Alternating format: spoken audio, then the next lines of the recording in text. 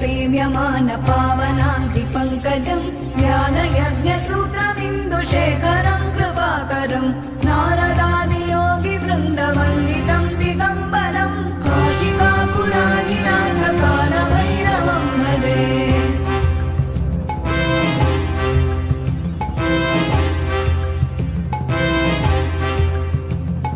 भानुकोटिभास्वरं भवाब्धितारकं परं नीलकण्ठमीप्सितार्थदायकं त्रिलोचनं कालकालमम्बुजाक्षमक्षशूलमक्षरं काशिकापुराधिनाथ कालभैरवं भजे।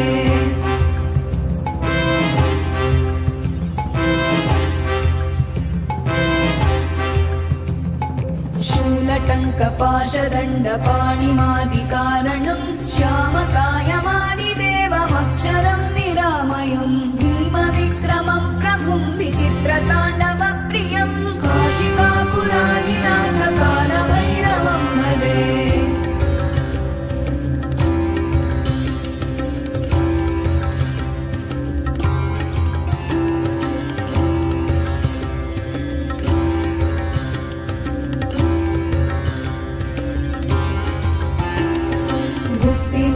दायकं प्रशस्तचारुविग्रहं भक्तवत्सलं स्थितं समस्तलोकविग्रहं विनिक्मणं मनोज्ञहेम किङ्किणीलसत्कटिं काशिकापुराधिनाथ कालभैरवं भजे।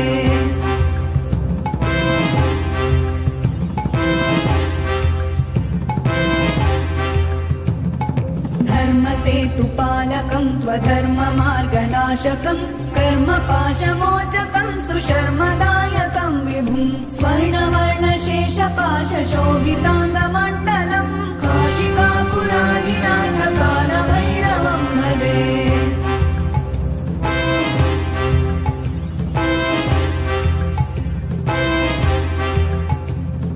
रत्नपादुकाप्रभाभिरामपादयुग्मकं नित्यमद्वितीयमिष्टदैवतं निरञ्जनं मृत्युदर्पनाशनं करालदं श्रमोक्षणं काशिकापुराधिनाथ कालभैरवं भजे।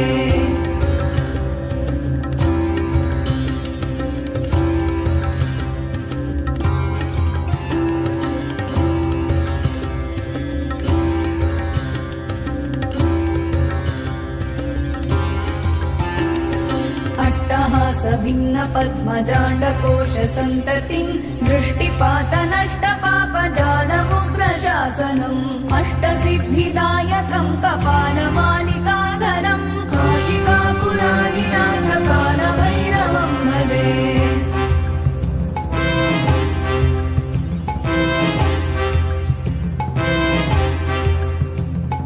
भूतसङ्घनायकं विशालकीर्तिदायकं काशीवासलोकपुण्यपापशोधकं विभुं नीतिमार्गकोविदं पुरातनं जगत्पतिं काशिकापुराधिनाथ कालभैरवं भजे।